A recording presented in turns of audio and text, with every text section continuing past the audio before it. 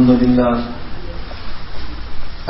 لله نحمده ونستعينه ونستغفره ونؤمن به ونتوكل عليه ونعوذ بالله من شرور أنفسنا ومن سيئات أعمالنا من يهده الله فلا مضل له ومن يضلل فلا هادي له ونشهد أن لا إله إلا الله وحده لا شريك له ونشهد أن سيدنا ومولانا محمدا عبده ورسوله أما بعد فأعوذ بالله من الشيطان الرجيم بسم الله الرحمن الرحيم وقال ربكم ادعوني أستجب لكم إن الذين يستكبرون عن عبادتي سيدخلون جهنم داخرين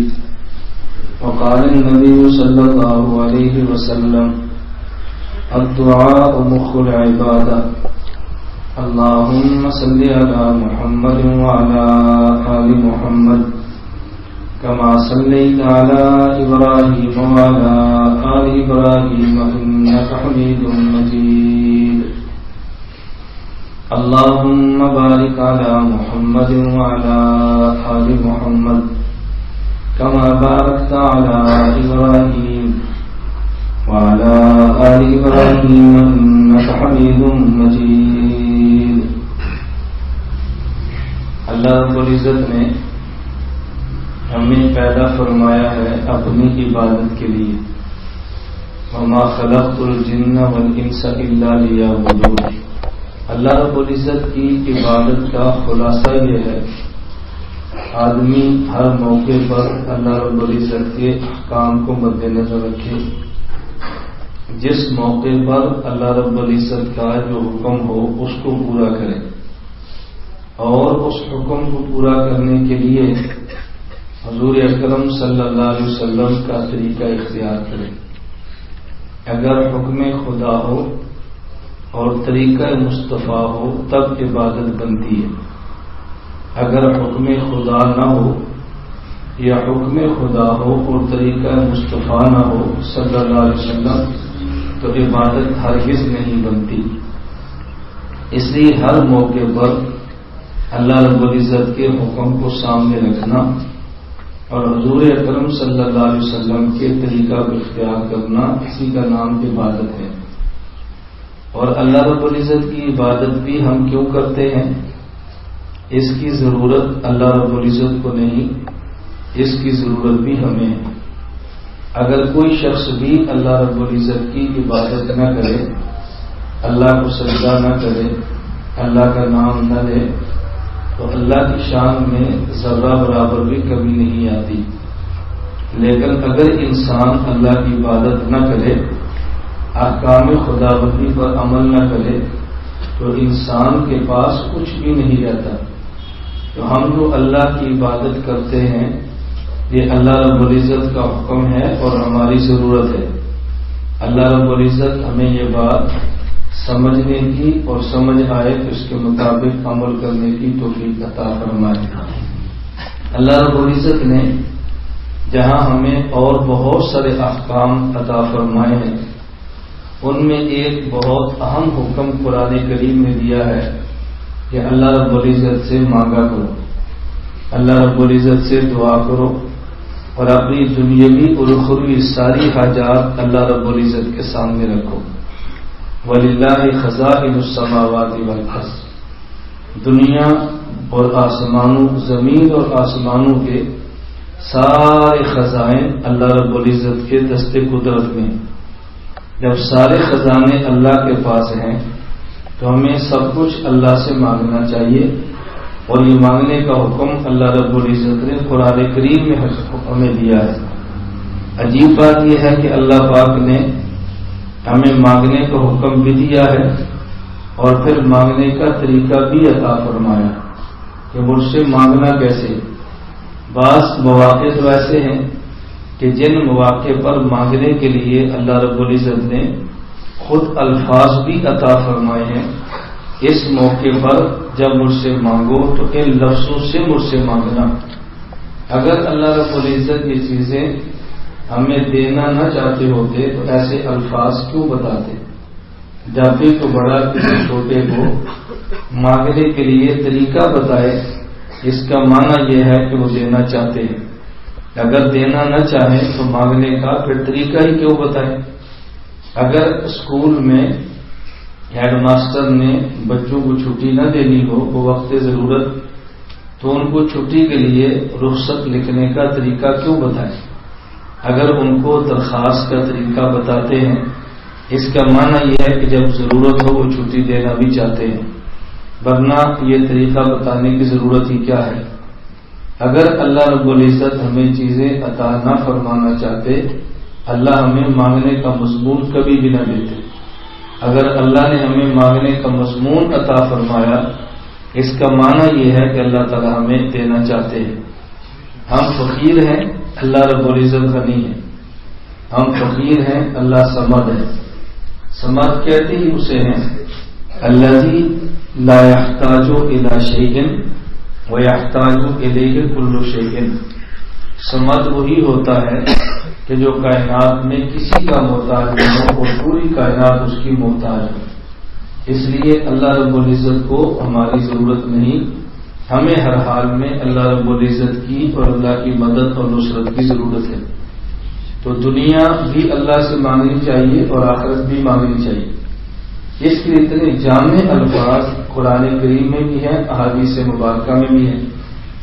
مثلا دنیا اور آخرت کے لیے اللہ سے مانگیں، اس سے بہتر دعا کون سی ہو سکتی ہے جو قرآن کریم میں اللہ رب العزت نے ہمیں سکھائی ہے؟ ربنا آتنا فی الدنیا حسنۃ وفی الآخرۃ حسنۃ وقنا عذاب النار۔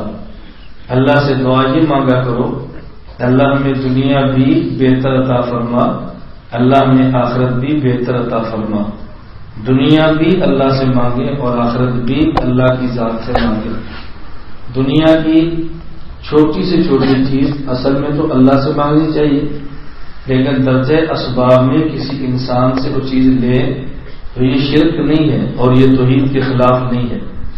ما تحت الاسباب چیزیں انسانوں سے مانگنے کی اجازت ہے اور ضرورت بھی ہے۔ اللہ رب العزت ایسے احکام نہیں دیتے کہ جو احکام بندے کے لیے بجا لانے ناممکن ہوں، یا بندے کے لیے ان احکام پہ عمل کرنا ضرورت سے زیادہ مشکل ہو۔ کچھ نہ کچھ مشکل تو ہوتی ہے، اگر بالکل کچھ بھی مشکل نہ ہو تو پھر شریعت رہتی ہی نہیں۔ شریعت تبھی شریعت رہتی ہے جب اس کے احکام میں کچھ نہ کچھ دشواریاں اور مشکلات موجود ہوں۔ سردی میں ہمیں اگر نماز کا حکم ہے تو نماز سے پہلے وضو کا حکم بھی ہے۔ اب اگر سردی میں ٹھنڈا پانی ٹھنڈا ہی نہ لگے تو پھر وضو کرنا مشکل کیسے ہوا؟ اگر مسجد میں آ کے نماز پڑھنے میں تکلیف نہ ہو تو پھر نماز عبادت کیسے بنے؟ یہ عبادت تبھی بنے گی کہ اس پر تکلیف ہو پھر انسان برداشت کرے۔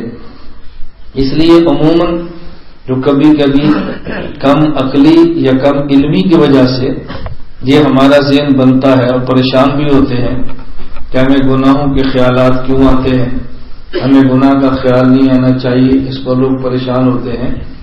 گناہ کا خیال آنا یہ تقوی کے منافی نہیں ہے، گناہ ہو جانا بسا اوقات یہ بھی تقوی کے منافی نہیں ہے۔ انسان کو گناہ کا خیال بھی آ جاتا ہے، گناہ کر بھی لیتا ہے۔ خیال آئے تو بھی اللہ کی طرف رجوع کرے، اور اگر گناہ ہو جائے تو بھی توبہ کرے اور اللہ سے معافی مانگے۔ گناہ کا ابتداء نہ کرنا یہ بھی تقوی کی وجہ سے، اور گناہ کر کے اللہ سے معافی مانگنا یہ بھی تقوی کی وجہ سے۔ آدمی ڈرتا ہے تبھی گناہ نہیں کرتا، اور جب گناہ کر کے اللہ سے معافی مانگتا ہے تو اللہ سے ڈرتا ہے تبھی معافی مانگتا ہے۔ اگر خدا کا خوف اس کے دل میں نہ ہوتا تو یہ اللہ سے اپنے گناہ کی معافی کیوں مانگتا؟ اس لیے جس طرح ابتداء گناہ نہ کرنا یہ اللہ کے خوف کی وجہ سے ہے، اسی طرح گناہ کے بعد ندامت اختیار کرنا اور توبہ کرنا یہ بھی اللہ کے خوف کی وجہ سے ہے۔ میں یہ بات اس لیے کہہ رہا ہوں، اگر یہ دو باتیں ہمارے ذہن میں بیٹھ جائیں تو آدمی کبھی بھی کسی انسان کو حقیر نہیں جانتا۔ حکیم الامت مولانا اشرف علی تھانوی رحمۃ اللہ علیہ یہ بات فرمایا کرتے تھے، ہمیں یہ ذہن میں رکھنا چاہیے کہ دوسرا ہر انسان ہم سے افضل ہے، یا حالن یا معالن، یا تو ابھی افضل ہے، اور اگر ابھی نہیں ہے تو ہو سکتا ہے کہ توبہ کرے اور اس کے گناہوں کو خدا نیکیوں سے بدل دے اور ہم سے بہت آگے نکل دے۔ تو جب دوسرے کے معاف ہونے کے ہمہ وقت چانس موجود ہے، پھر کسی انسان کو گناہوں کی بنیاد پہ حقیر جاننا، یہ انسان کے مروت اور ضمیر اور غیرت کے بھی خلاف ہے۔ ہمیشہ اس بات کو ہمیں ذہن میں رکھنا چاہیے، انبیاء ہم نہیں، صحابہ ہم نہیں، بلکہ تابعین کے دور نہیں، بہت بعد کے لوگ ہیں۔ گناہ ہم سے بھی ہوں گے، دوسروں سے بھی ہوں گے۔ خود سے گناہ ہو جائے تو توبہ کریں، اور دوسرے سے گناہ ہو جائے تو اس کے بارے میں اچھا گمان رکھیں کہ وہ توبہ کرے گا اور اللہ سے معافی کروا لے گا۔ تو اللہ رب العزت نے حکم دیا ہے کہ اللہ سے مانگے، دنیا کی چھوٹی سے چھوٹی چیز بھی اللہ سے مانگے اور بڑی سے بڑی چیز بھی اللہ سے مانگے۔ اس پر مجھے ایک چھوٹا سا واقعہ یاد آیا۔ عارف باللہ حضرت اقدس شاہ مولانا حکیم محمد اختر رحمۃ اللہ علیہ ہمارے شیخ بھی ہیں، حضرت فرماتے تھے کہ مجھے ڈاکٹروں نے منع کیا آم کھانے سے، شوگر کی تکلیف ہوئی اور ڈاکٹروں نے منع کیا، تو میں نے اللہ سے دعا مانگی، اے اللہ تو میرے لبلبے کو، معدے میں جو شوگر زیادہ پیدا کرتا ہے، شکر تو شوگر بن جاتی ہے، اے اللہ تو میرے لبلبے کو اس بات کی توفیق نہ دے کہ اس میں شکر اور مٹھاس زیادہ پیدا ہو جس کی وجہ سے میں شوگر کا مریض بنوں، اے اللہ اس کی توفیق ہی نہ دے۔ میں چاہتا ہوں کہ مجھے آپ ایسی توفیق عطا فرمائیں کہ میں آم کے موسم میں آپ کی نعمت خوب کھاؤں، اور میں اللہ سے یہ دعا مانگتا، اے اللہ آپ کے حکم پر ہم نے حرام کام چھوڑے ہیں، اے اللہ اپنے کرم سے حلال چیزیں ہم سے نہ چھڑوائیں، آپ کے فرمانے پر ہم نے حرام لذتیں چھوڑ دی ہیں، اے اللہ یہ حلال کی لذت ہم سے نہ چھڑوائیں، کرم فرما دیں۔ خیر حضرت فرمایا میں دعا بھی کرتا رہا، ایک وقت آیا کہ شوگر میں کمی آ گئی، تو ڈاکٹر نے کہا آپ ایک آم کھا سکتے ہیں، میں پیٹ بھر کے آم کھاتا، اور اللہ نے مجھے اس بیماری سے محفوظ بھی رکھا۔ تو حضرت فرمانے لگے کہ ایک آدمی نے مجھے عذر تعجب کہا کہ آپ یہ بھی اللہ سے مانگتے ہیں کہ اللہ میری شوگر کی تکلیف کم کرا تاکہ میں آم خوب کھاؤں، یہ بھی آپ اللہ سے مانگتے ہیں؟ تو حضرت فرمانے لگے جب آدمی حج عمرے پر جائے تو وہاں اللہ سے جنت مانگتا ہے، جہنم سے پناہ مانگتا ہے، لیکن جب عمرہ کر کے واپس آنے لگے اور اس کے پاس سامان موجود ہو اور سامان زیادہ ہو جائے تو وہاں اللہ سے یہ بھی مانگتا ہے کہ اللہ میرے مال کو کسٹم والوں سے محفوظ رکھ تاکہ میرا مال خیریت سے گھر پہنچے۔ تو فرمایا جب تم ایئرپورٹ پہ اللہ سے یہ دعا مانگ سکتے کسٹم والوں سے میری جان بچے، تو میں اللہ سے آم مانگ لوں تو کون سی غلط بات ہے؟ حل فرمانے کہ جب اللہ سے جنت مانگتے ہیں تو جنت میں بھی تو یہی نعمتیں ہیں نا، یہ آم سیب اور یہ اللہ نے جو میوے رکھے ہیں یہی جنت میں ہیں، اگر میں نے دنیا میں اللہ سے مانگ لیا تو میں نے کون سے اس کے اندر رکھ سکتا؟ حضرت نے بلکہ اس پہ ایک بڑا عجیب واقعہ سنایا۔ حل فرمانے لگے ایک اللہ کے ولی اور بزرگ تھے اور جنگل میں رو رہے تھے اور اللہ سے کھانا مانگتے رو کے، اے اللہ مجھے بھوک لگی ہے، کہیں غیب سے میرے کھانے کا انتظام فرما دے اور کسی کے ذریعے مجھے کھانا دے دے۔ کسی بندے نے کہا اتنے بوڑھے ہو کر کھانے کے لیے روتے ہو، کہ کھانے کے لیے رونا تو بچوں کا کام ہے۔ تو انہوں نے بڑا پیارا جواب دیا، فرمایا جب بچہ روتا ہے تو اپنے ابا سے مانگتا ہے اور بوڑھا جب روتا ہے تو اپنے ربا سے مانگتا ہے۔ بچہ جب روتا ہے تو اپنے ابا سے مانگتا ہے اور بوڑھا جب روتا ہے تو اپنے ربا سے مانگتا ہے، اس لیے وہ باپ سے مانگتا ہے، میں رب سے مانگ رہا ہوں۔ تو مانگنا جس کو آدمی بڑا سمجھ اسی سے مانگتا ہے نا۔ بچے کے ذہن میں ابا سے بڑا کسی کا تصور نہیں ہے اور بڑے کے ذہن میں ربا سے بڑا کسی کا تصور نہیں ہے، اس لیے بچے کو بھوک لگے تو باپ سے مانگتا ہے اور بڑے کو بھوک لگے تو پھر خدا سے مانگتا ہے۔ بڑوں کی باتیں بھی بہت بڑی ہوتی ہیں، اللہ میں ان کی قدر کی توفیق عطا فرمائے۔ تو اللہ رب العزت نے حکم دیا ہے کہ مجھ سے مانگو، اور الفاظ کتنے پیارے ارشاد فرمائے، وقال ربکم، تمہارے رب نے کہا ہے ادعونی، مجھ سے مانگو۔ اللہ رب العزت نے کتنے پیارے لفظ استعمال فرمائے ہیں، وقال ربکم، تمہارے رب نے کہا ہے تو مجھ سے مانگو. کیا مطلب؟ اب دیکھیں کسی ادارے میں اور کسی بھی ادارے میں اگر کسی کو تربیت پہ متعین کر دیا جائے بھائی ان کی تربیت یہ کرے گا، تو پھر کہتے ہیں جب چھٹی مانگنی ہو تو اس سے مانگو، جب ضرورت ہو تو اس سے مانگو، فلاں چیز چاہیے تو تمہاری تربیت کا امور آپ ان سے رابطہ کرو. تو اللہ نے فرمایا کہ ربکم، میں تمہارا مربی ہوں، مجھ سے مانگنا، مجھے پتا ہے کہ تمہیں کون سی چیز دینی ہے اور مجھے پتا ہے کون سی چیز نہیں دینی، اس لیے مانگنا تم نے مجھ سے ہے.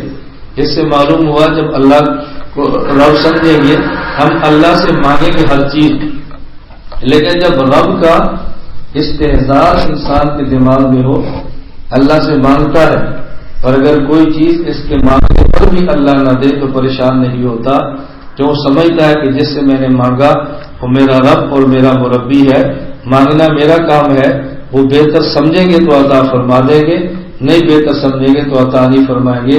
اگر نہیں مانگا اس کا معنی یہ ہے کہ میری تربیت کے خلاف تھا، اگر میری تربیت کے لیے مفید ہوتا تو وہ ضرور دیتے، اس لیے کہ وہ رب ہیں، کوئی عام ذات نہیں ہے. میں نے شاید آپ کو بتایا تھا یہ سفر میں وہاں ابو ظبی میں تھا تو وہاں ایک صاحب ملے، وہ نسبت تھوڑے سے ہل گئے تھے دماغی طور پہ. آدمی دماغی طور پہ ہلتا ہے تو پھر دائیں بائیں جاتا ہے، ورنہ بالکل سیدھا صراط مستقیم پہ چلتا ہے. تو انہوں نے مجھ سے کئی ایک سوالات کیے. اس میں ایک سوال انہوں نے مجھ سے یہ کیا کہ مولانا صاحب اوقات ہم ایک چیز اللہ سے مانگتے ہیں اور وہ چیز ہماری ضرورت بھی ہوتی ہے، اللہ دے بھی سکتے ہیں، اللہ پھر بھی نہیں دیتے. ہم ایک چیز اللہ سے مانگتے ہیں، ہماری ضرورت بھی ہوتی ہے، اللہ دے سکتے ہیں، ہم مانگتے ہیں، اللہ پھر بھی نہیں دیتے. اس سے اللہ پر انسان کے ذہن میں بدگمانی آتی ہے. ہمیں ضرورت ہے، اللہ کے خزانوں میں کمی نہیں ہے، ہم مانگتے ہیں، اللہ پھر بھی کیوں نہیں دیتے. میں نے ان سے کہا کہ دیکھیں بس اوقات ایسے ہوتا ہے بچہ اپنے باپ سے کوئی چیز مانگتا ہے، بچے کی ضرورت بھی ہوتی ہے، باپ دے بھی سکتا ہے لیکن پھر بھی نہیں دیتا. نہ دینے کی وجہ یہ نہیں اس باپ کو اپنی اولاد سے پیار نہیں ہے، بلکہ باپ سمجھتا ہے اس کی ضرورت تو ہے لیکن اس کی نقصان دہ کتنی ہے اس بچے کو پتہ نہیں ہے. چونکہ باپ اس کی مضرت کو جانتا ہے اس لیے بچے کو نہیں دیتا. ہم سمجھتے ہماری ضرورت ہے، اللہ دے سکتے ہیں، کیوں نہیں دیتے؟ اللہ کے علم میں ہے کہ میں نے دے دی تو اس کو نقصان کتنا ہوگا.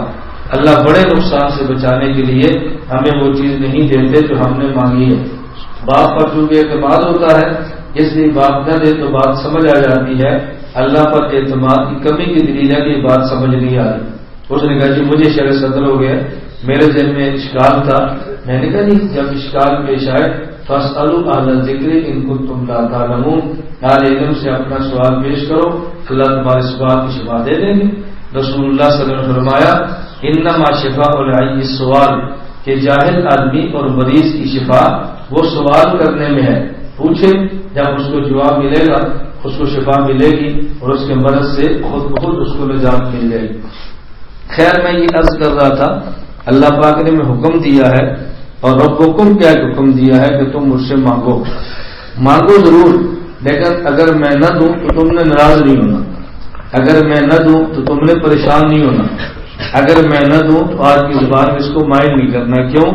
اس لیے کہ میں تمہارا رب ہوں، مجھے پتا ہے کہ میں نے کون سی چیز تمہیں یہاں دینی ہے اور مجھے یہ بھی پتا ہے میں نے کون سی چیز تمہیں وہاں دینی ہے. تمہارے سامنے سارا کچھ یہاں ہے، میرے سامنے تمہارا یہاں بھی ہے اور میرے سامنے تمہارا وہاں بھی ہے. تم سمجھتے ہو مجھے سب کچھ یہاں ملنا چاہیے اور میں سمجھتا ہوں کہ کون سی چیز تمہیں یہاں دینی ہے اور کون سی چیز تمہیں وہاں دینی ہے. حضور اکرم صلی اللہ علیہ وسلم نے ارشاد فرمایا ما من مسلم یدعو بدعوت، جب بھی کوئی مسلمان اللہ پاک سے دعا مانگتا ہے لیکن شرط یہ ہے کہ اس دعا کے اندر ایک تو قطع رحمی نہ ہو، نمبر 2 اس دعا کے اندر کوئی گناہ کی چیز نہ ہو. جب بھی انسان اللہ سے کوئی دعا مانگتا ہے تو اس میں گناہ نہ ہو اور اس میں قطع رحمی نہ ہو. الا آتاہ اللہ بہا احدی ثلاث، اللہ اس دعا کے بدلے میں 3 چیزوں میں سے اس کو ایک چیز ضرور عطا فرما دیتے ہیں. نمبر 1 اما ان یعجل له دعوتہ، اللہ اس کی دعا کو فوراً قبول کرتے ہیں اور دنیا میں اس کو جو چیز مانگی ہے اس کو عطا فرما دیتے ہیں۔ وَإِمَّا أَن يَدَّخِرَهَا لَهُ، یا فی الآخرہ اللہ اس کے لیے وہ چیز تو نہیں دیتے، اس کے بدلے میں کچھ چیز ذخیرہ میں جمع کر لیتے ہیں اور انسان کو قیامت کے دن عطا فرما دیں گے۔ اور کبھی اما ان یصرف عنہ سوءا بمثلہ یا مثلہ، اللہ رب العزت اس چیز کے بدلے میں جو اس نے مانگی ہے وہ تو نہیں دیتے، لیکن ایک مصیبت جو اس پہ آنی تھی اللہ اس مصیبت اس کی بیماری کی وجہ اس دعا کی وجہ سے ٹال دیتے ہیں، تو اللہ محروم نہیں فرماتے، یا وہی چیز قبول کرتے ہیں اور دے دیتے ہیں، یا اس کی دعا کو ذخیرہ بنا کے آخرت میں دے دیں گے، اور یا اللہ پاک اس کے بدلے میں اس کو مصیبت سے محفوظ کر لیں گے۔ صحابہ کرام رضی اللہ عنہم اجمعین نے جب یہ فضیلت رسول اکرم صلی اللہ علیہ وسلم سے سنی تو انہوں نے کہا اذا نقصت یا رسول اللہ، اگر اللہ پاک دعا کو رد کرتے ہی نہیں ہے، دعا کو ضائع کرتے ہی نہیں ہے، تو پھر تو ہم اللہ سے بہت مانگیں گے۔ اللہ کے نبی نے پیارا جواب دیا اور میں واللہ الاکثر، صحابہ نے کہا اذا نقصت، آپ نے فرمایا واللہ الاکثر، یہ مشکات کتاب الدعوات میں روایت موجود ہے، انہوں نے کہا اذا نقصت ہم بہت مانگیں گے، اور فرمایا واللہ الاکثر، تم جتنا مانگو گے نا اللہ کے پاس اس سے بھی زیادہ ہے، تم کتنا مانگ سکتے ہو بتاؤ، تم کتنا مانگ سکتے ہو؟ تم نے تو مانگنا ہے اپنی حیثیت کے مطابق، اللہ نے عطا کرنا ہے اپنی شان کے مطابق، تم خدا سے کتنا مانگ سکتے ہو کہ جو تم اللہ سے مانگو؟ بس یہ ہے کہ مانگنے والے کو اللہ کے بارے میں گمان اچھا رکھنا چاہیے۔ حکیم الامت مجدد الملت مولانا اشرف علی تھانوی رحمۃ اللہ مرقدو فرماتے ہیں میں نے جب بھی اللہ سے مانگا ہے تو اللہ نے ہمیں عطا کیا ہے، اس لیے کہ جیسا انسان اللہ سے گمان رکھتا ہے اللہ اسی کے مطابق فیصلہ فرماتے ہیں۔ جب آدمی مانگتے وقت ہی یہ بات کہہ دے ہمارے دل میں مانگنا ہے اللہ چاہے دے اللہ نہ چاہے دے، تو جب مانگتے وقت یہ نیت کر لی ہے چاہے دے چاہے نہ دے، تو جس انداز میں مانگا ہے اسی انداز میں ملنا ہے نا۔ حدیث قدسی ہے، فرمایا اللہ رب العزت نے انا عند ظن عبدی بھی، میں اپنے بندے کے گمان کے مطابق فیصلے کرتا ہوں، جیسا میرے بارے میں گمان رکھتا ہے میں ویسے ہی فیصلے کر دیتا ہوں۔ علامہ امیری رحمۃ اللہ علیہ نے کتاب الحیوان میں ایک بڑا عجیب واقعہ لکھا ہے۔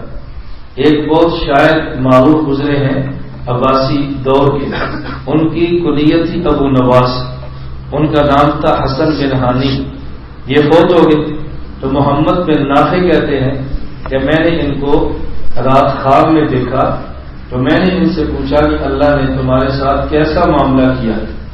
تو انہوں نے بڑی عجیب بات کی، انہوں نے کہا میں نے ایک مرتے وقت کچھ اشعار کہے تھے، اللہ رب العزت نے ان اشعار کی وجہ سے میرے سارے گناہوں کو معاف کر دیا۔ میں نے پوچھا وہ کون سے اشعار کیے تھے؟ انہوں نے کہا میرے بستر کا جو تکیہ ہے اس تکیے کے نیچے پڑے ہیں وہ اشعار تم دیکھ لینا۔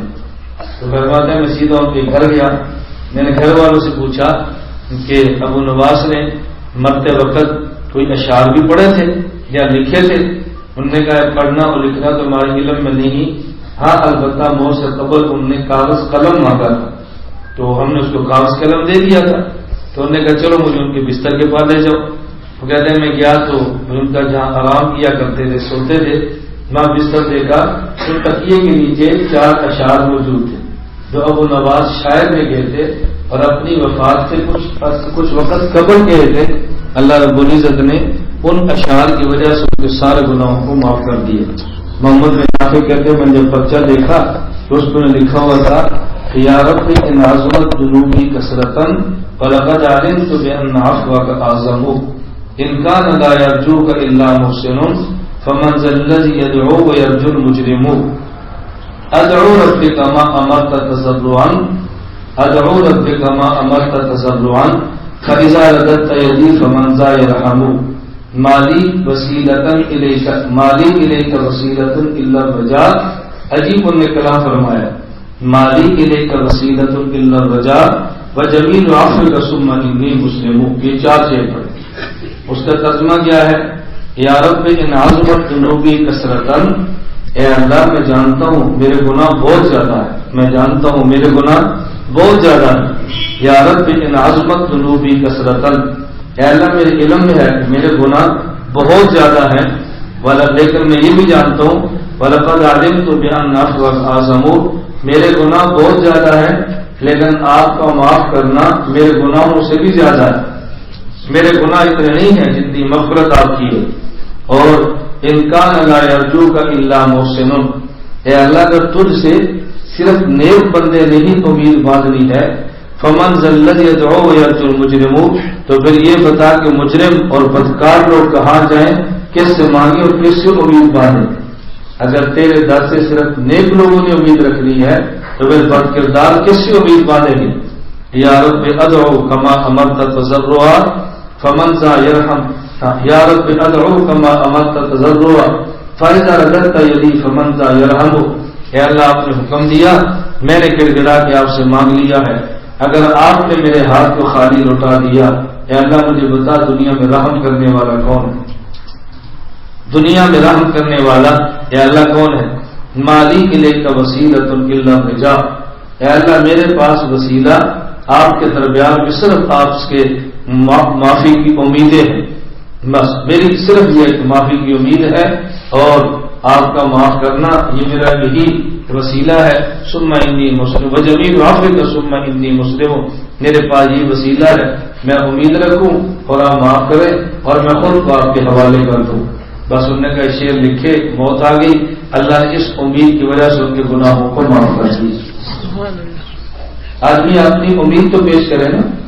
علامہ قادری رحمۃ اللہ علیہ سیرت المصطفیٰ میں لکھا ہے، ایک شخص حضور اکرم صلی اللہ علیہ وسلم سے محبت کرتا ہے اور نبی کریم صلی اللہ علیہ وسلم کے مکان مبارک حجرہ مبارک کو دیکھا اور اس نے رسول اللہ صلی اللہ علیہ وسلم کی خدمت میں عرض کیا، یا بدی ادل والعنجی لک سلطان علی المحجی ان بیتن انت ساکنہ غیر محتاج الی السرج وجهک المعمول حجتنا یوم یاتی الناس بالحجج. یا بدی ادل والعنجی، یا حسن و جمال کے مالک پیغمبر، لک سلطان علی المحجی، لوگ حکومت بدل پہ کرتے ہیں، آپ حکومت دلوں پہ کرتے ہیں.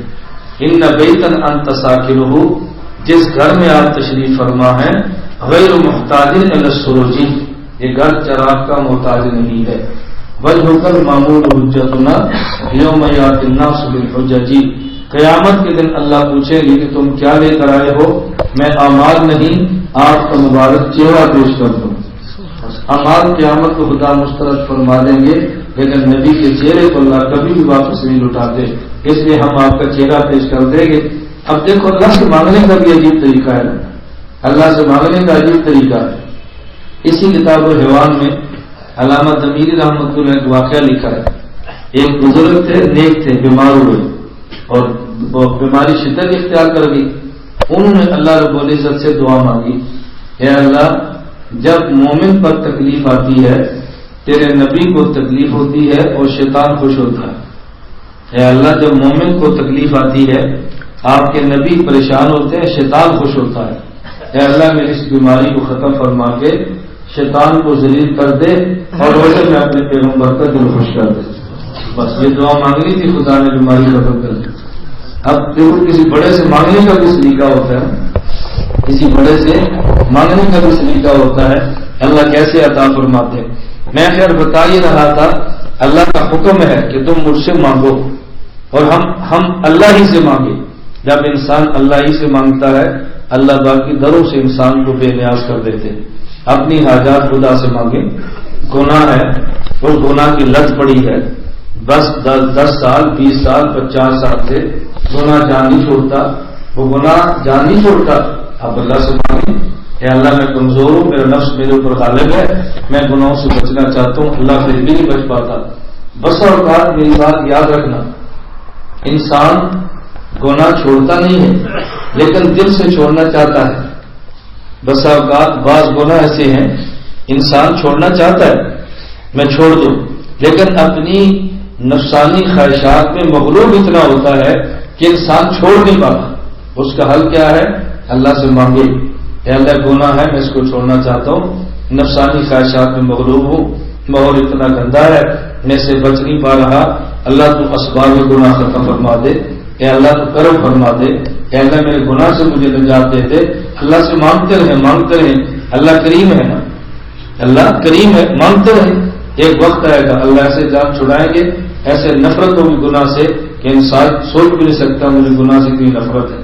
بس اوقات انسان گناہ کرتا ہے، وہ سمجھتے اس گناہ کو میں کبھی نہیں چھوڑ سکتا، یہ گناہ میرا اتنا محبوب ہے یہ کبھی نہیں چھوڑ سکتا، لیکن جب اللہ چھڑانے پر آ جائے اللہ ایسے اسباب عطا فرماتے ہیں انسان اس گناہ کا نام لینا بھی گوارا نہیں کرتا۔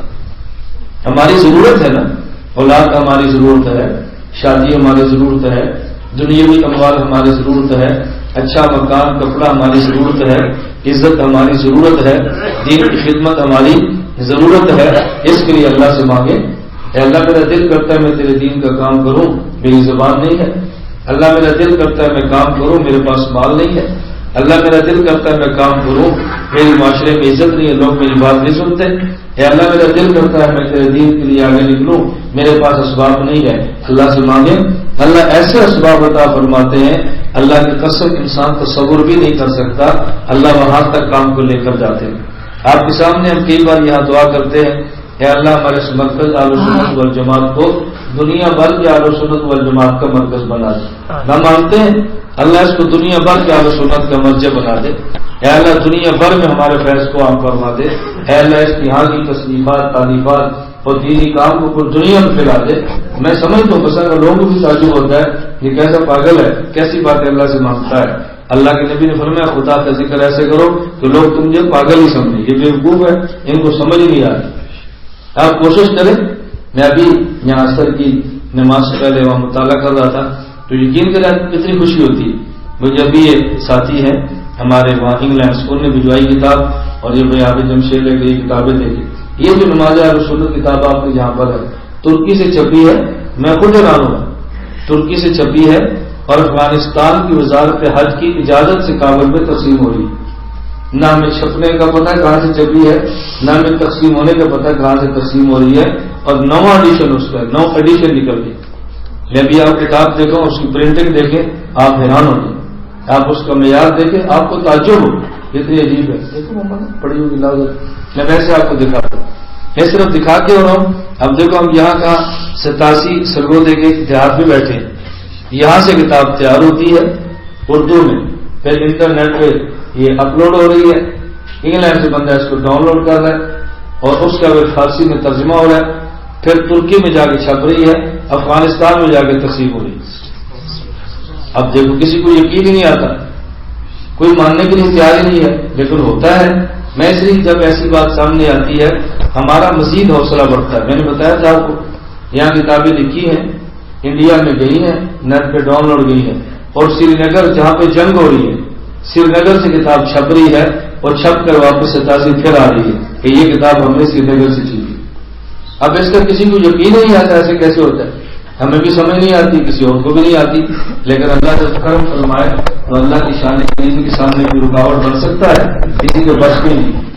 ایسے میں یہ بات کیوں سنا رہا ہوں، ہم ایسی کارگزاری کبھی پیش کرتے ہیں یہ بتانے کے لیے کہ آدمی کا دل بڑا ہو، کیا مانگے اللہ سے مانگے، اللہ نے دینا ہے، کسی غیر کو تھوڑی دینا ہے۔ گاڑی نہیں ہے اللہ سے مانگے، شادی نہیں ہے اللہ سے مانگے، مکان نہیں ہے خدا پاک سے مانگے، کہ نعمت نہیں ہے اللہ سے مانگے، اے اللہ ہم سے دین کا کام بھی لے، اللہ عزت کے ساتھ لے۔ اور یہ دعائیں رسول اللہ صلی اللہ علیہ وسلم نے مانگی ہیں، جب اللہ کے نبی مانگتے تو ہم کیوں نہیں مانگتے، ابھی مانگ لیجیے۔ یہ میں صرف دکھانے کے لیے کہہ رہا تھا، یہ آ جائیں آپ دیکھ رہے کتنی خوبصورت کتاب چھپی، آج بھی خوشی ہوتی ہے کہ آپ اس کے اندر دیکھیں تو بندے کو تعجب ہوتا ہے، کتنی خوبصورت کتاب۔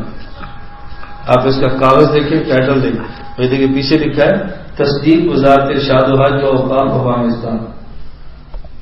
ہمارے اس میں کوئی دخل نہیں، نہ ہمارا وزارت سے رابطہ ہے، نہ ہمارا ترکی سے رابطہ ہے، نہ ہمارا انگلینڈ کے لیے ہم نے درخواست دی ویزا چاہیے، انہوں نے 10 سال کی پابندی لگا کے پاسپورٹ واپس کیا۔ ہم نہیں کہ اللہ نے وہاں سے کام دی، بات تو اتنی ہے نا، وہاں جا کر یہی کام کرنا تھا نا، مجھے ساتھ لے گا یہ پابندی لا کے میں نے کہا پھر کیا ہوگا۔ اچھا اس پہ آپ کو تعجب ہو گیا ایک بات پہ، میں نے بتا رہا تھا کہ آپ اللہ کی شان دیکھیں، انسان خوشی کتنی ہوتی ہے۔ یہ کتاب چھپی ہے اور انہوں نے شروع میں یہ لکھ دیا ہے اس کتاب کے شروع میں، یہ جو ہم کتاب چھاپ رہے ہیں اس شروع میں لکھا ہے کہ جو بندہ جس کا دل کرے اس کتاب کو چھاپنے کی ہر کسی کو اجازت ہے، بس تبدیلی نہ کرے، چھاپے اور فروخت کرے. ہر مصنف دیکھتا ہے کہ میری کتاب پر مجھے کتنے پیسے ملتے ہیں. ہم دیکھتے ہیں ہماری کتاب کہاں کہاں چھپ جاتی ہے. تو منافع پہ نظریں چھوڑ دیں. اللہ کس طرح پیسے کام فرماتے ہیں.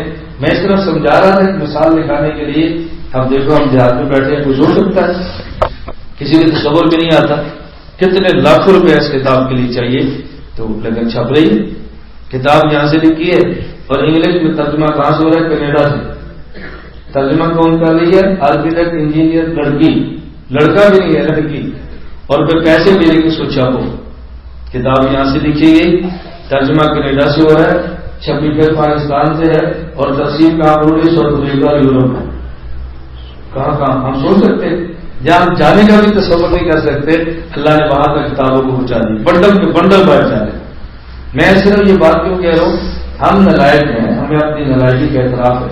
نہ ہمیں اپنے علم کا ناز ہے، نہ تقوی کا ناز ہے، نہ دولت کا ناز ہے، نہ اسباب کا ناز ہے. لیکن کام کس سے لے؟ اللہ جس سے چاہے کام لے لے. اللہ نے حکم دیا ہے ادعونی، مجھ سے مانگو. اور آگے عجیب بات فرمائی ہے، ان الذین یستکبرون عن عبادتی سیدخلون جہنم داخرین. جو میری عبادت نہیں کرتے، یا عبادت کی مراد مجھ سے مانگنا ہے، جو مجھ سے نہیں مانگتے نا ان سے میں ناراض ہوتا ہوں.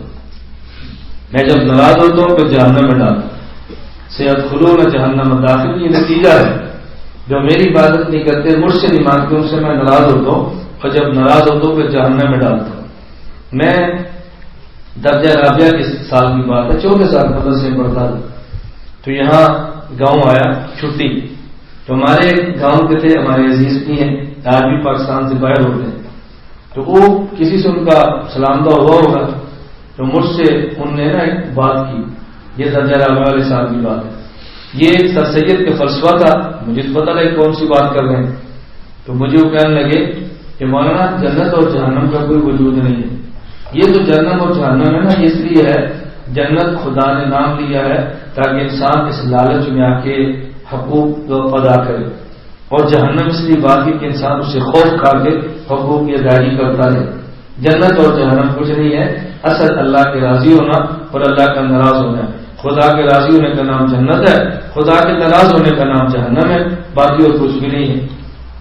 میں نے ان سے پوچھا، مجھے اب یہ بتائیں، اللہ فلاں بندے سے راضی ہے، اللہ فلاں بندے سے ناراض ہے. دنیا میں تو پتہ چلتا نہیں ہے. دنیا میں تو بس افراد جو نیک اس پر مصیبتیں زیادہ ہیں، جو برا ہے اس پر مصیبت نظر ہی نہیں آتی. تو یہ اس بات کی موت کے بعد کیا نشانی ہوگی؟ اللہ اس سے راضی، اس سے ناراض، اس کی نشانی کیا ہوگی؟ اب وہ سوچنے لگے میں نشانی کیا بتاؤں. میں نے کہا کہ اصل اللہ کی رضامندی ہے، اور اللہ کی رضامندی کی نشانی کا نام ہے جنت. اصل خدا کی ناراضگی ہے، اور خدا کی ناراضگی کی علامت کا نام ہے جہنم. جو جنت میں ہوں گے اس کا معنی اللہ ان سے راضی ہے، اور جو جہنم میں ہوں گے اس کا معنی اللہ ان سے ناراض ہے.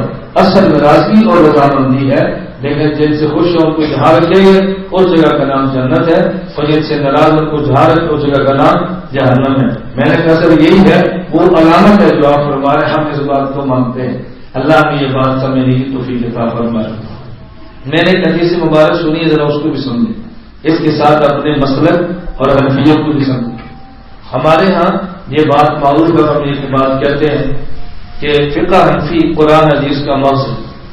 آپ کے میں ایک غیر مقلد پروفیسر ہے طالب الرحمان، انہوں نے کتاب لکھی ہے کیا فقہ حنفی قرآن حدیث کا نچوڑ ہے. اس کے جواب میں ہماری مرکز کی کتاب آ گئی ہے، جی ہاں فقہ حنفی قرآن حدیث کا نچوڑ ہے. آپ جلدی ریورس کیے نہ لگایا کریں، اپنے موقف سے جان نہ چھڑایا کریں، دلائل کے ساتھ اور قوت دلیل کے ساتھ دفاع کیا کریں. انہوں نے کتاب کیا لکھی؟ کیا فقہ حنفی قرآن حدیث کا نچوڑ ہے. ہم نے جواب کیا دیا؟ جی ہاں فقہ حنفی قرآن حدیث کا نچوڑ ہے. ہم نے یہ جواب لکھا. اس پر غیر مقلدین کی طرف سے اعتراض کیا ہے؟ وہ اعتراض یہ کرتے ہیں کہ دیکھو یہ حنفی کہتے ہیں فقہ قرآن حدیث کا مغز ہے. اب اگلا حاشیہ کا چلاتے ہیں، بادام میں ایک چھلکا ہے کہ مغز ہے. بادام میں ایک چھلکا ہے اور ایک مغز ہے. چھلکے کو لوگ پھینک دیتے ہیں اور مغز کو کھا لیتے ہیں. تو حنفی کہتے ہیں قرآن حدیث کو پھینک لو اور فقہ کو لے لو. تو دیکھو کس قدر قرآن حدیث کے گستاخ اور بے ادب ہے. مجھے ایک جگہ پر ایک ساتھی نے چٹ دی اور یہ سوال کیا کہ یہ جو ہم کہتے ہیں فقہ قرآن حدیث کا مغز ہے، جو غیر مقلدین کہتے ہیں کہ اگر یہ مغز ہے، اس کا معنی یہ ہے جس طرح بادام میں چھلکا ہے اور ایک مغز ہے، اصل مغز ہوتا ہے اور چھلکا اس مغز کی حفاظت کے لیے ہوتا ہے، چھلکا پھینک دیتے ہیں، مغز کھا لیتے ہیں، اس کا مطلب یہ ہوا اصل فقہ ہے، قرآن نے اس کو حفاظت کے لیے ہے، اس کو پھینک دو اور فقہ پہ عمل کر لو۔ تو یہ حنفی قرآن کے بھی گستاخ ہیں اور حدیث کے بھی گستاخ۔ میں نے ان سے کہا اگر کسی طرح فتوے لگنے ہیں تو حدیث میں پڑھتا ہوں، رسول اللہ صلی اللہ علیہ وسلم کی آپ فتویٰ نبی پاک صلی اللہ علیہ وسلم پر لگا دو۔ یعنی وہ کیسے؟ میں نے کہا حدیث مبارک میں ہے رسول اللہ صلی اللہ علیہ وسلم فرمایا الدعاء مخ العبادہ۔ میں نے یہی حدیث پڑھی ہے، یہ بات سمجھانے کی۔ الدعاء مخ العبادہ، دعا عبادت کا مغز ہے۔ عبادت نام ہے تکبیر تحریمہ، قیام، تلاوت، رکوع، سجدہ، تشہد اور سلام۔ اس کے بعد کیا ہے؟ الدعاء مخ العبادہ، دعا عبادت کا مغز ہے۔ تو میں نے کہا ذرا فتویٰ لگاؤ، رسول اکرم صلی اللہ علیہ وسلم کی ذات گرامی پر اللہ کے نبی نے رکوع سجدے کو چھلکا کہہ دیا اور دعا کو مغز کہہ دیا، تو دعا مغز رکوع کرو، پھینک دو اور دعا کھا لو۔ آپ لگاؤ فتویٰ۔ تو جو اعتراض اس پر تھا وہ اعتراض اس پر بھی ہے۔ میں اس لیے ایک اصول آپ کی خدمت میں پیش کیا کرتا ہوں، اس کو نوٹ فرما لیں ہمیشہ۔ میں کہتا ہوں جب بھی اعتراض قرآن پر آیا ہے تو دفاع دیوبند والوں نے کیا ہے، اور جب اعتراض دیوبند والوں پر آیا ہے دفاع اللہ کے قرآن نے کیا ہے۔ جب اعتراض دیوبند والوں پر ہے حدیث پر ہے تو دفاع دیوبند والوں نے کیا، اور جب اعتراض دیوبند والوں پر آیا تو دفاع اللہ کے نبی نے فرمایا، دفاع حدیث میں۔ اور اس کی ایک نہیں 20 مثالیں ہیں۔ میں تو پھر اپنے بیانات میں سے مثالیں جمع کر کے دیتا ہوں۔ دیکھو قرآن پر اعتراض تھا، دیوبند نے جواب دیے، حدیث پر اعتراض تھا، علماء دیوبند نے جواب دیے۔ اب دیکھو علماء دیوبند پر اعتراض ہے، جواب قرآن دے رہے ہیں، جواب حدیث دے رہی۔ علماء پر اعتراض کیا تھا؟ یہ فقہ کو مغز کہتے ہیں قرآن کا، تو دیکھو گستاخی ہے۔ ہم نے کہا اللہ کے نبی نے فرمایا عبادت مغز ہے دعا کا، کیا دعا مغز ہے عبادت کا؟ آپ اللہ کے نبی صلی اللہ علیہ وسلم پر فتویٰ لگا سکتے ہیں؟ اگر حدیث پاک کو سمجھنے کے اعتراض اس پہ نہیں ہے، علماء کی بات کو سمجھنے اعتراض اس پہ بھی نہیں ہے۔ رسول اللہ صلی اللہ علیہ وسلم یہ بات سمجھانا چاہتے ہیں عبادات سے مقصود اللہ سے مانگنا ہے۔ عبادات سے مقصود، ہم نماز کو پڑھتے ہیں، اللہ کا حکم ہے، اللہ راضی ہو جائیں گے ہمیں جنت دے دیں گے، اللہ راضی ہو جائیں گے جہنم سے بچا لیں گے۔ پھر ہم اللہ سے مانگتے بھی ہیں اللہ ہماری عبادت قبول فرما لے، ہمیں جنت دے دے۔ تو عبادات سے مقصود کیا ہے؟ اللہ سے لینا۔ اصل مقصود تو یہی ہے نا، گناہوں سے بچیں گے تو اللہ کچھ دیں گے، نیکی کریں گے تو اللہ کچھ دیں گے۔ اصل عبادات کا مقصود ہے اللہ سے لینا، اسی لینے کا نام دعا ہے۔ تو رسول اللہ صلی اللہ علیہ وسلم جس طرح فرمایا عبادات سے مقصود خدا سے کچھ لینا ہے، قرآن و حدیث سے مقصود شریعت پہ عمل کرنا ہے۔ جس طرح لینے کا نام دعا ہے، اسی طرح مسائل عمل کا نام فقہ ہے۔ مسائل عمل کا نام قرآن سے مقصود کیا ہے؟ عمل کرو یا عمل نہ کرو۔ احادیث سے مقصود کیا ہے؟ عمل کرو یا نہ کرو۔ تو جن پہ عمل کرنا انہیں مسائل کہتے ہیں، انہی مسائل کا نام فقہ ہے۔ فقہا کے فرمانے کا مقصد یہ ہے اگر مسائل شریعت پہ عمل ہی نہیں کرنا، قرآن کا فائدہ تو یہ تھا کہ عمل کرتا، مسائل کو لیتا۔ تو جو بندہ مسائل کو مسترد کر دیتا ہے اس کا معنی وہ قرآن حدیث کو سمجھا ہی نہیں ہے، اور جو بندہ نماز پڑھ اللہ سے مانگتا ہی نہیں ہے، میں نے کہا اس کا معنی وہ عبادات کو نہیں سمجھا۔ رسول اللہ کی بات کو سمجھ لیتا، اس پہ اعتراض نہ ہوتا، علماء کی بات کو سمجھ لیتا تو علماء کے کلام پر بھی اعتراض ہوتا۔ میں نے اس شخص کی مزید وضاحت کی تو میں نے کہا یہ حدیث تو بتا رہی ہے کہ نماز کو آپ دعا مانگا کرو اور آپ دوڑ جاتے ہو، تو یہ حدیث تمہارے خلاف ہے، ہمارے خلاف تو نہیں، یہ تو ہمارے بھی حق میں ہے۔ اللہ کے نبی صلی اللہ علیہ وسلم ترغیب دے رہے ہیں کہ دعا سے مقصود مانگنا ہے، لہذا مانگا کرو۔ میں نے کہا تمہاری مثال تو ایسے ہے کہ جیسے 1 ماہ تک 8 گھنٹے روزانہ کوئی لڑکا فیکٹری میں مزدوری گئے اور 31 جنوری کو تنخواہ ملنی ہے، تنخواہ ملی اور گھر چلا گیا۔ ماں نے پوچھا تنخواہ ملی ہے؟ کہتا ملی تو ہے، میں نے لی نہیں ہے۔ ماں نے پوچھا کیوں؟ اس نے کہا تنخواہ لینے کے لیے 4 گھنٹے کی لمبی لائن تھی، اب کون بندہ 4 گھنٹے میں کھڑا ہو کے لائن تنخواہ لیتا؟ ماں نے کہا بے وقوف انسان، تو نے 31 دن کام کیا ہے، روزانہ 8 گھنٹے اس 8,000 روپے کے لیے، اور آج 4 گھنٹے انتظار کر کے تو 8,000 روپیہ نہیں لے سکتا تھا؟ تیرے 30 دنوں کا 31 دنوں کا ہمیں فائدہ کیا؟ یعنی جس طرح ماں سے ڈانٹتی ہے، اللہ کے سے پوچھے تو نے رکوع بھی کیا، تو نے سنت پڑھی ہے، تو نے فرض پڑھے ہیں، یہ سب کچھ خدا مجھ سے مانگنے کے لیے، اور جب امام صاحب نے 2 منٹ دعا لمبی کر دی ہے تو چلا گیا، میں نہیں لیتا۔ تو جس طرح ماں اسے ڈانٹتی ہے، خدا تجھے بھی ڈانٹے گا کہ سب کچھ تو کیا تھا مجھ سے مانگنے کے لیے، اور جب میرے دینے کا وقت آ گیا تو دیتے ہی اب یہاں سے دوڑ گیا ہے۔ جو ہم کہتے ہیں جس طرح 1 مہینہ مزدوری کریں تو کچھ تنخواہ لینے کا وقت آئے انتظار کر لینی چاہیے، اور جب نماز پڑھی ہے اللہ سے مانگنے کا وقت ہے تو انتظار کرنی چاہیے، اور جلدی انسان کو دوڑنا نہیں چاہیے۔ اس سے تو نماز کے بعد کی دعائیں ثابت ہو رہی، اس لیے رسول اللہ صلی اللہ علیہ وسلم نے فرمایا کہ بلکہ صحابہ نے پوچھا ایو دعائیں اسما، یا رسول اللہ سب سے بہترین دعا کون سی قبول ہوتی ہے؟ اللہ کے نبی نے اس نے ایک موقع فرمایا دبر صلاۃ المکتوبہ، فرض نماز کے بعد مانگے جانے والی دعا اللہ قبول فرما لیتے۔ میں ایسے رضا سے کہتا ہوں ہم فرض نماز کے بعد اجتماعی دعا کو ضروری قرار نہیں دیتے، لیکن اجتماعی دعا کا جواب تو ثابت ہوتا ہے نا۔ آپ کہیں گے وہ کیسے؟ لوگ کہتے ہیں فرض نماز کے بعد دعا مانگو اللہم انت السلام و منک السلام تبارک یا ذا الجلال والاکرام، دعا مانگو اللہم لا مانع لما اعطیت ولا معطی لما منعت ولا ينفع ذا الجد منک الجد، دعا مانگو۔ کیوں؟ کہتے ہیں یہ دعائیں اللہ کے نبی سے ثابت ہے۔ تو میں نے کہا جب اللہ کے نبی نے اونچی آواز سے مانگی ہی نہیں ہے، کسی کو پتہ ہی نہیں ہے، تو کیسے اللہ کے نبی صلی اللہ علیہ وسلم سے ثابت ہو گئی؟ ثابت ہونے کا مادہ کسی نے حضور نے مانگی، کسی نے سنی بھی ہے، اور یہ اللہ کے نبی مانگتے تھے، صحابہ نہیں مانگتے تھے۔ میں نے کہا وہ صحابہ تھے یا ریاض بھی لگائے مقرر تھے کہ حضور دعا مانگ رہے وہ چلا جائے، یہ کیسے صحابی ہے؟ صحابی ایسے کر سکتا ہے کہ رسول صلی اللہ علیہ وسلم دعا مانگ رہے ہیں اور وہ بھی چلا جائے؟ کیسے ممکن ہے؟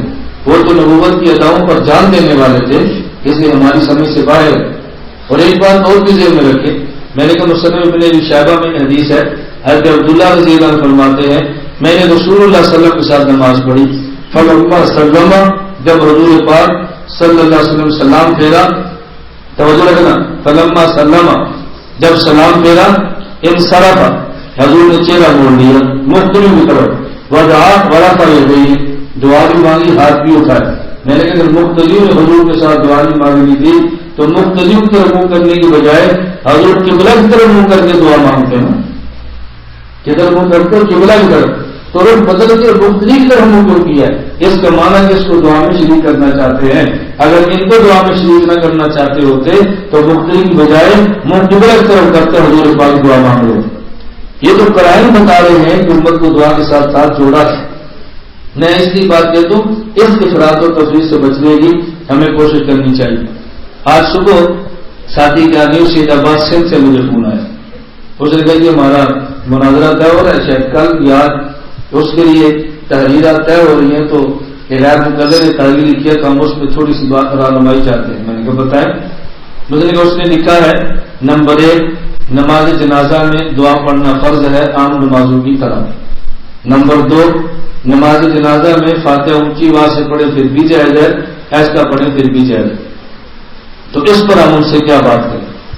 میں نے کہا ان سے آسان سا سوال یہ کریں، اگر نماز جنازہ فرض ہے، نماز جنازہ میں سورۃ الفاتحہ کا پڑھنا اگر فرض ہے تو فرضیت آپ 2 چیزوں ثابت کریں گے، یا تو اس لیے کہ اللہ کے نبی نے فاتحہ پڑھی ہے، یا اس لیے کہ اللہ کے نبی نے فاتحہ پڑھنے کو حکم دیا ہے۔ 2 باتیں ہوگی، یا قول ہوگا یا فعل ہوگا۔ اگر وہ آپ کے سامنے فعل پیش کریں تو انہوں نے کہا کہ عبداللہ بن عباس رضی اللہ عنہما نے پڑھی تھی اور فرمایا کہ میں نے ان کی آواز سے کیوں پڑھی ہے لِتَعْلَمُوا أَنَّهَا سُنَّةٌ۔ میں نے ان سے پوچھنا کہ یہ فرض ہے تو رسول اللہ صلی اللہ علیہ وسلم نے کیوں نہیں پڑھی؟ اگر یہ فرض ہے خلفائے راشدین نے کیوں نہیں پڑھی؟ اگر آپ کہتے ہیں نماز جنازہ سورۃ الفاتحہ میں سورۃ الفاتحہ نماز جنازہ پڑھنا فرض ہے تو آپ پہلے اللہ کے نبی کا عمل بتائیں، پھر ابو بکر صدیق کا بتائیں، پھر حضرت عمر کا بتائیں، پھر عثمان کو بتائیں، پھر علی کا بتائیں، رسول اللہ چاروں خلفاء کا عمل بتائیں اگر یہ فرض ہے۔ اس نے کہا جی حضرت عبداللہ بن عباس کو پیش کرے گا رضی اللہ عنہ۔ میں نے کہا عبداللہ بن عباس رضی اللہ عنہ کو پیش کرے نا، انہیں کہنا ہماری بات آپ سے سورۃ الفاتحہ کے پڑھنے کے جواز پہ نہیں ہو رہی، ہماری بات سورۃ الفاتحہ کے پڑھنے پہ فرضیت پہ ہو رہی ہے تو فرضیت کے لیے آپ اللہ کے نبی خلفائے راشدین کو پیش کریں نا. بات سمجھ آ رہی؟ اچھا میں نے کہا اگر وہ آپ کو قول پیش کرے گا اس نے ایک حدیث پیش کرنی ہے صحیح بخاری کی، لا صلاۃ لمن لم یقرأ بفاتحۃ الکتاب، جو آدمی فاتحہ نہیں پڑھتا اس کی نماز نہیں ہوتی. نماز جنازہ بھی نماز ہے، یہ بھی بغیر فاتحہ کی نہیں ہوتی. آپ اس پہ 3 سوال 4 کر دیں. اسے کو جی نماز جنازہ اگر نماز ہے، نماز بغیر رکوع کے بھی نہیں ہوتی، نماز بغیر سجدے کی بھی نہیں ہوتی، نماز بغیر تشہد کے بھی نہیں ہوتی، نماز بغیر قرات کی بھی نہیں ہوتی.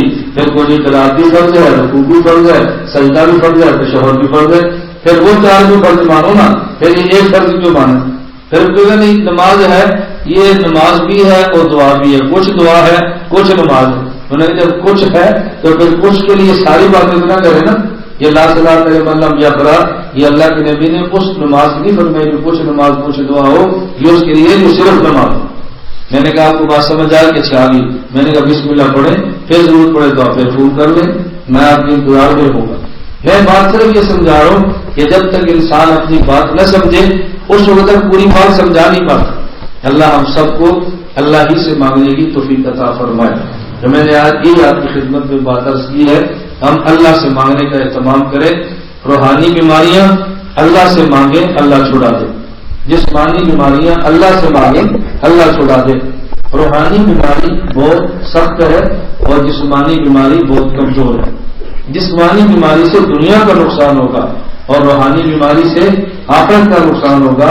جسمانی بیماری سے دنیا کا نقصان تو کچھ نہ کچھ ہو لیکن آخرت کا بہرحال فائدہ ضرور ہوتا ہے.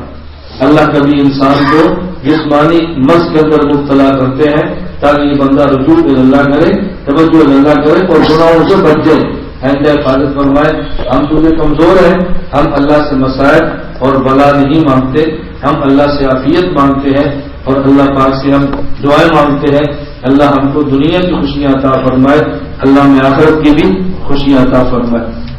حضرت اپنا علی حجویری رحمۃ اللہ علیہ نے کشف الموجود میں واقعہ لکھا ہے.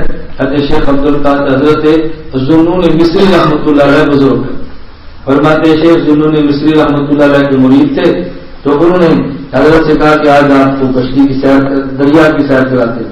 شیخ کو کشتی میں بٹھایا اور دریا کی سیر میں نکل گئے. آج کے دور پر سوچا جا سکتا ہے کہ مرید کے اپنے پیر کو میں آپ کو سیر کراتا ہوں، یہ کیسا پیر ہے کہنے سیر کرتے، یہ کیسا پیر ہے. ہمارے یہاں پیر کا مانا ہے کہ روئے، وہ پیر نہیں ہے جو ہنس کے بھی دکھائے. ہمارے یہاں عجیب تصور ہے نا پیر مریدی کا. تو انہوں نے کہا جی چلے آج آپ کو سیر کراتے. حضرت ذوالنون مصری رحمۃ اللہ علیہ اپنے مریدوں کے ساتھ کشتی میں بیٹھے اور دریا کی سیر کو نکلے.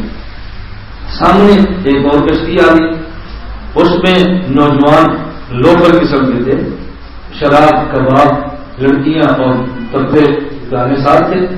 حضرت رحمۃ اللہ علیہ کے مرید نے کہا ارے سامنے نوجوان نکمبے لڑکے ہیں اور دیکھیں دریا کی موجوں سے بھی، دریا کی موجوں میں بھی اللہ کا خوف ان کے دل میں نہیں آتا تو آپ ان کی دعا فرمائیں.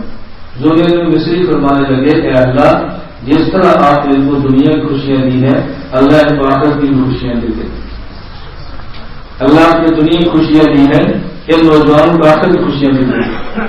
مرید کو تعجب بھی ہوا اور اندر کے اندر شیخ پر غصہ بھی چڑھا. ہم کہہ رہے ہیں کہ دعا کرے یہ شراب چھوڑ دے اور شیخ کہتے ہیں آخرت کی وہ چلے.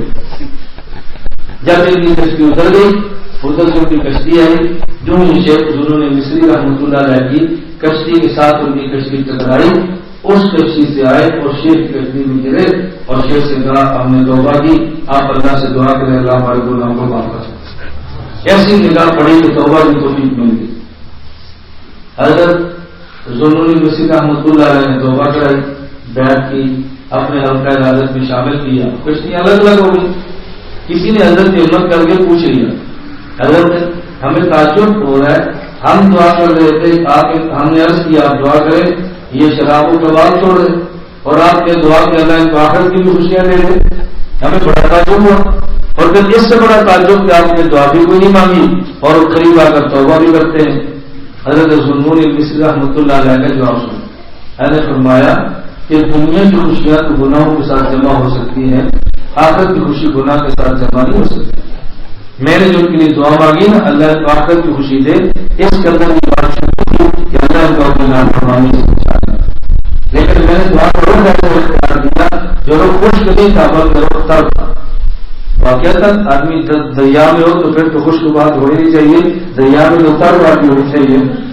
حضور کسی نے کہا میں نے وہ اثر اختیار خوش قدیم جو تر تھا، میں نے اللہ سے دعا مانگی اللہ ان کو دنیا خوشیاں دی ہیں، گناہوں سے توبہ کروا کے اللہ ان کو آخر خوشیاں کی عطا فرمائے. یقین کریں ہمارا تو بھی کلیجہ منہ کو آتا ہے جب یہ بات سامنے آتی ہے کسی کے بارے میں. اب تو کوئی ہمارا مخالف بھی ہو، ہمارا دشمن بھی ہو، اس کو ہماری وجہ سے آخرت کی سزا ملے، ہمیں کیا ملے گا؟ ہمیں اسے کیا فائدہ ہوگا؟ کسی کے جہنم میں جانے سے ہمیں کیا فائدہ ہوگا؟ تو ہم تو چاہیں کہ ہمارا مخالف بھی جنت میں جائے، اللہ اس کو ہدایت دے وہ بھی جنت میں جائے، جنت میں جا کے کٹھے زندگی گزارے تو پھر ہی آتا ہے. یہ تو کوئی نہیں کہ ہمارا مخالف جنت میں ہم جنت میں جائیں. اللہ سے دعا مانگے اللہ ہمیں بھی دے، اللہ ہمارے مخالفین کو بھی ہدایت دے، اللہ ان کو بھی جنت کی نعمتوں سے مالا مال فرما دے. تو ہم اس کا اہتمام کریں، سب کچھ مانگیں کس سے؟ اللہ سے. دنیا بھی کس سے؟ اللہ سے. آخرت بھی کس سے؟ اللہ سے. بڑے سے بڑا گناہ ہو بس دل چھوٹا نہ کریں، دل چھوٹا نہ کریں، نیت کریں اللہ گناہ چھوڑ دیں گے اور پھر اللہ سے مانگتے ہیں اللہ ایسا گناہ ہے اگر اس کا کسی کو پتہ چل جائے میں دنیا میں کسی کو منہ دکھانے کے قابل نہیں، اللہ تو اس پہ پردہ ڈالے. اللہ میرے اس گناہ کو معاف فرما دے، میرا اس گناہ کو چھوڑنے کو دل نہیں کرتا. اللہ آپ چھڑانا چاہیں تو کوئی رکاوٹ پیدا نہیں ہو سکتی. اللہ اپنے کرم سے تو میرے گناہوں کو چھڑوا دے. دعائیں مانگیں پھر دیکھیں اللہ پاک کیسے کرم کے معاملے فرما دے. اس لیے میں آپ کی خدمت میں بارہا گزارش کرتا ہوں کہ جب شیر سے بیٹھوں پھر اپنا گناہ اپنے شیر سے چھپائے مت، پھر اپنا گناہ اپنے شیر سے چھپائے مت. ہمارے ذہن میں ہوتا ہے ہم نے اپنا گناہ شیر کو بتا دیا، ہمارا شیر ہم سے نفرت کرے گا. میں بات آ گیا تو اس کا مطلب یہ ہے ہم اپنے شیر کو سمجھے ہی نہیں. ماں اپنی بیٹے سے پیار کرتی ہے، اگر بیٹا چھوٹا بچہ تو اپنی شلوار میں اپنی نکر میں یا وہ اس میں خدا نہ خاصہ اگر وہ ٹٹی کر دے پخانہ اس کا نکل جائے تو ماں کو پتا چلے ماں اپنے بیٹے سے نفرت نہیں کرتی. ماں اس پخانے کو صاف کر کے بیٹے کو خوشبو لگا دیتی ہے. شیخ کو پتا چلے میرے مرید نے فلاں گناہ کیا ہے، اللہ کی قسم شیخ مرید سے نفرت نہیں کرتا، اللہ سے دعائیں کر کے اس کے گناہوں کو ختم کرا کے اس کو پاک اور صاف کرتا ہے. جب تک یہ شیخ پر اعتماد نہ ہو بتاؤ پھر فائدہ کیا ہوگا؟ پھر بیٹھ کر نفع کیا ہے؟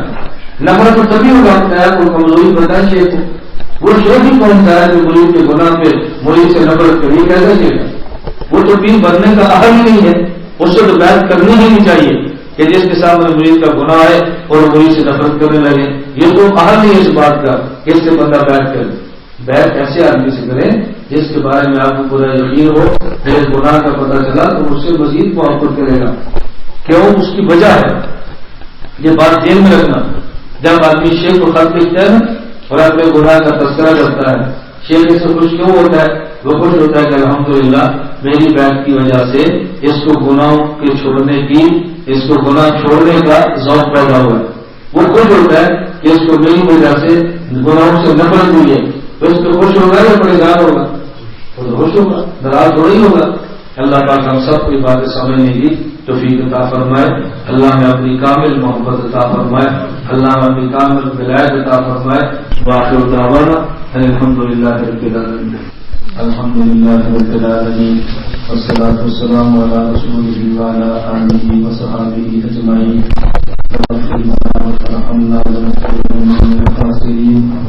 ربنا لا تزغ قلوبنا بعد إذ هديتنا وهب لنا من لدنك رحمة إنك أنت الوهاب. ربنا لا تزغ قلوبنا بعد إذ هديتنا وهب لنا من لدنك رحمة إنك أنت الوهاب. رب اغفر وارحم وأنت خير الراحمين. رب اغفر وارحم وأنت خير الراحمين. رب اغفر وارحم وأنت خير الراحمين.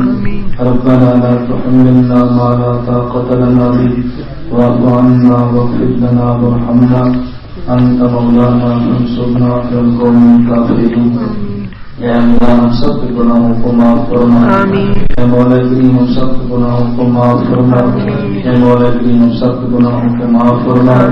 اے مولا کریم ہماری خطاؤں سے درگزر فرما. اے مولا کریم ہماری اطاعت و نیکیوں کو قبول فرما. اے مولا کریم گناہوں سے محفوظ فرما. اے مولا کریم ایمان عطا فرمایا، کفر سے بچا لے. اللہ سنت کی نعمت دی ہے، ہدایت سے بچا لے. اے اللہ نے صحت دی ہے، بیماریوں سے بچا لے. اللہ عزت دی ہے، ذلت سے بچا لے. اللہ ہدایت دی ہے، جلالت گمراہی سے بچا لے. اللہ ہر حق کے ساتھ جوڑا ہے، اہل باطل کے ساتھ جڑنے سے بچا لے.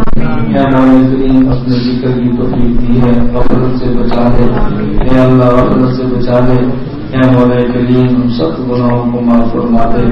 اللہ کریم چاہے حاجات کو پورا فرما دے. اے مولا کریم ہماری ضروریات کو پورا فرما دے. اللہ خزانہ غیب سے ساری نعمتیں عطا فرما دے. اے اللہ تو بارش فرما، رحمت کی عطا فرما. اللہ تو بارش رحمت کی عطا فرما. اللہ تو بارش رحمت کی عطا فرما. اے اللہ تو رحمت کی بارش عطا فرما. اے اللہ اپنے دین کی خدمت کے قبول فرما دے. ہماری اس خدمت کو بھی اللہ کو قبول فرما دے. اے اللہ 2003 کے دیشوں سے کام کرتے ہیں سب کو قبول فرما دے. اے اللہ تو سب کو قبول فرما دے. مولا کریم تو سب کی حفاظت فرما دے. اے اللہ جتنے بیمار ہیں ان کو صحت عطا فرما دے. اللہ جو بیمار ہے صحت عطا فرما دے. مولا جو بیمار ہے ان کو صحت عطا فرما دے. اللہ جو اسپتال میں ہے ان کو صحت دے کے گھروں کو لوٹا دے. اللہ جو جیلوں میں بے گناہ قید ہیں ان کی رہائی کے اسباب پیدا فرما دے.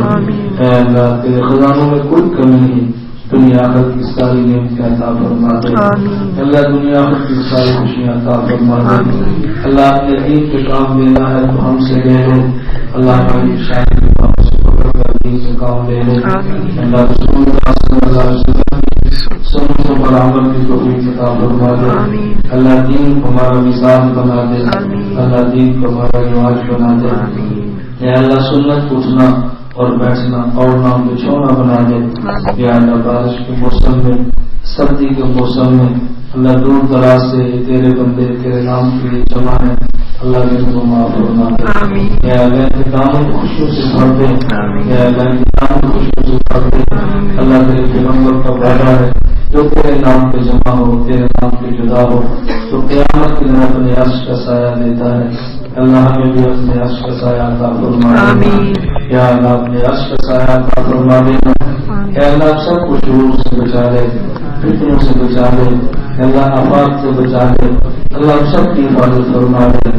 اللہ دائیں اور بائیں سے، آگے اور پیچھے سے، نیچے اور اوپر سے اللہ ہر طرف سے حفاظت فرما دے. یا اللہ جس کی حفاظت کر تو ذمہ دے لے، اس کو کوئی نقصان نہیں دے سکتا. اللہ اس کا چھوڑ دے تو اس کو کوئی کچھ نہیں بتا سکتا. اللہ کو ہمارا مولا بن جا، ہمارا مولا اور مدد بن جا. اللہ ہمارا ناصر اور حافظ بن جا. اے اللہ ہم سب کی حفاظت فرما دے. اے ہمارے کریم اس مرکز کو دنیا بھر کے اہل سنت و جماعت کا مرکز بنا دے. اللہ جتنی ہماری ضرورتیں ہیں خزانہ غیب سے پوری فرما دے. اللہ ہمارے خلاف جو غلط اور غلیظ پروپیگنڈے ہیں اپنے کرم سے ختم فرما دے. اللہ ہمیں ویسا بنا دے جیسا ہمیں چاہتے ہیں. اللہ جیسا چاہتے ہیں ویسا بنا دے. اللہ تو جیسا چاہتا ہے ویسا بنا دے. یا اللہ ہمارے اٹھنے والے ہاتھوں کو خالی واپس نہ لوٹانا. اللہ تیرے در پر آئے ہیں تو لوٹا دے گا، کس کے پاس جائیں گے. یا اللہ ہمارے دامن خوشیوں سے بھر دے. اللہ جو حضرات تشریف لائے ہیں ان کے دلوں میں جو بھی جائز خواہش ہے اپنے کرم سے اس کو پورا فرما دے. اللہ اپنے فضل سے پورا فرما دے. اللہ اپنے فضل سے پورا فرما دے. اے اللہ ہمارے ملک کی حفاظت فرما. اے اللہ ملک کی حفاظت فرما.